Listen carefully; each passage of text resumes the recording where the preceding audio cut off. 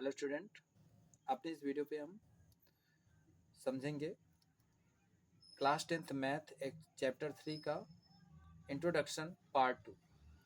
तो यहाँ पर हम समझेंगे कि अगर हम दो या ये कहते हैं कि पेयर ऑफ लीनियर इक्वेशन को सॉल्व करते हैं, पेयर ऑफ लीनियर इक्वेशन को सॉल्व करने के लिए, इक्वेशन को सॉल्व करने के लिए हम दो मेथड, जैसे एक हमारी कहलाती है ग्राफिकल मेथड और एक मेथड कौन सी होगी, अलजेब्रिक मेथड का यूज करेंगे।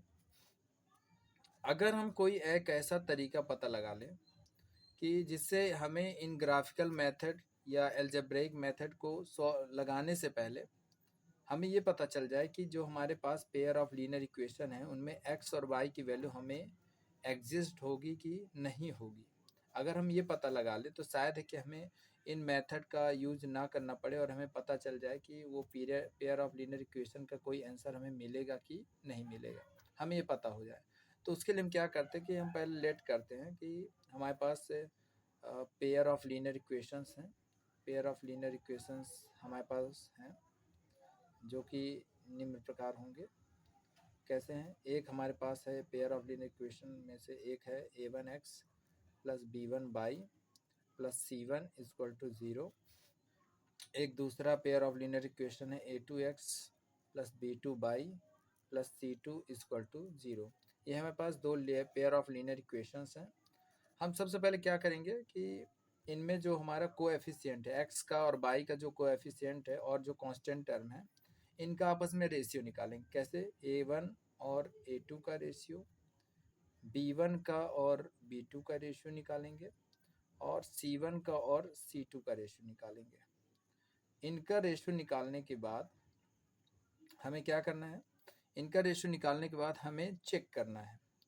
भाई इनका रेशियो निकालेंगे और रेशियो निकालने के बाद हमें चेक करना है। क्या चेक करना है, पहली कंडीशन हमें देखना है अगर हमारा a1 और a2 जो है क्या b1 और b2 के इक्वल है या नहीं है।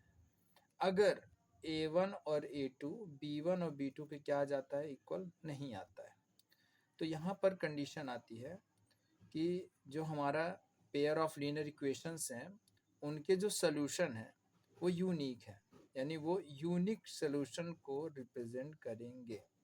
तो यूनिक सॉल्यूशन का मतलब हो जाता है कि अगर हम इन दो पेयर ऑफ लीनियर इक्वेशन को सॉल्व करेंगे तो हमें कोई ना कोई आंसर जरूर मिलेगा, यानी आंसर यहाँ पे क्या हमारा एग्जिस्ट होगा, आंसर क्या होगा, एग्जिस्ट होगा, यानी आंसर का अस्तित्व है, यानी हमें आंसर मिलेगा।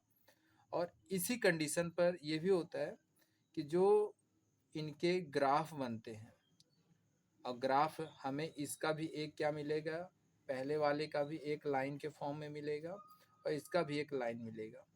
तो ये जो लाइन के फॉर्म में इनका हमको ग्राफ मिलेगा, ये दोनों लाइंस एक दूसरे को क्या करेंगी, इंटरसेक्ट करेंगी, यानी दोनों का ग्राफ जो है इंटरसेक्टिंग लाइंस को रिप्रेजेंट करेगा। दूसरी चीज, अगर यूनिक सोल्यूशन हो गया, इंटरसेक्टिंग लाइंस हो गया, तो एक चीज़ और है कि यहाँ पर जो हमारा आंसर है वो एग्जिस्ट है, अतः इन्हें हम क्या बोलते हैं, कंसिस्टेंट बोलते हैं, यानी ये कंसिस्टेंट हैं, यानी हमारा आंसर कुछ ना कुछ हमको ज़रूर मिलेगा। फिर इसके बाद दूसरी कंडीशन पे अगर गौर करें तो हम पाएंगे क्या देखना है, सबसे पहले हमें चेक करना है क्या a1 और a2। अब चूंकि अगर a1 a2 इक्वल नहीं था तो ये कंडीशन, अगर मान लीजिए कि a1 और a2 b1 और b2 दोनों इक्वल हो जाएं लेकिन c1 और c2 जो है इक्वल ना हो, तब क्या होगा, तो ऐसी कंडीशन पर हमारा होगा नो सोल्यूशन, मतलब हमें कोई भी सोल्यूशन एग्जिस्ट नहीं होगा, no solution, answer not exist, यानी कोई भी हमें आंसर यहाँ पे नहीं आएगा, यानी हमें x और y की कोई भी वैल्यू फाइंड नहीं होगी।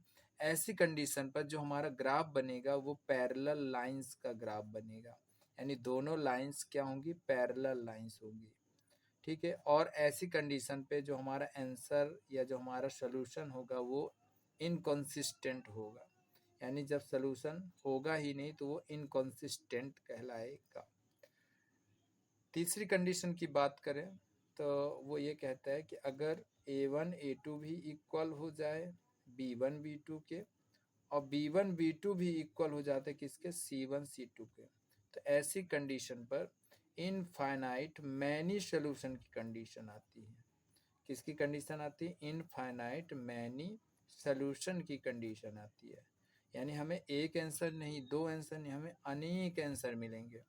और ऐसी कंडीशन पे जो हमारी लाइंस होंगी वो कहलाएंगी कोइंसिडेंट लाइंस, कोइंसिडेंट लाइंस कहलाएंगी। और जो हमारा सॉल्यूशन होगा या जो पेयर ऑफ लीनियर इक्वेशन होंगे वो कंसिस्टेंट होंगे, यानी उनमें हमें कोई ना कोई आंसर जरूर मिलेगा।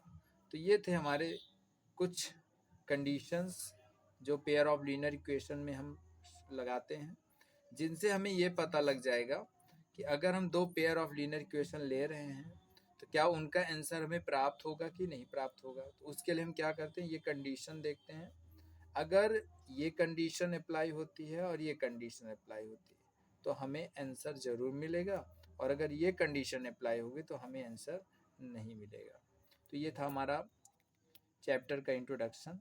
अब हम अपने अगले पार्ट में शुरू करेंगे एक्सरसाइज 3.1, ठीक है, जिसमें हम सबसे पहले शुरू करने से पहले पढ़ेंगे ग्राफिकल मेथड के बारे में, ठीक है। तो चलिए मिलते हैं नेक्स्ट वीडियो पे। Thank you for watching.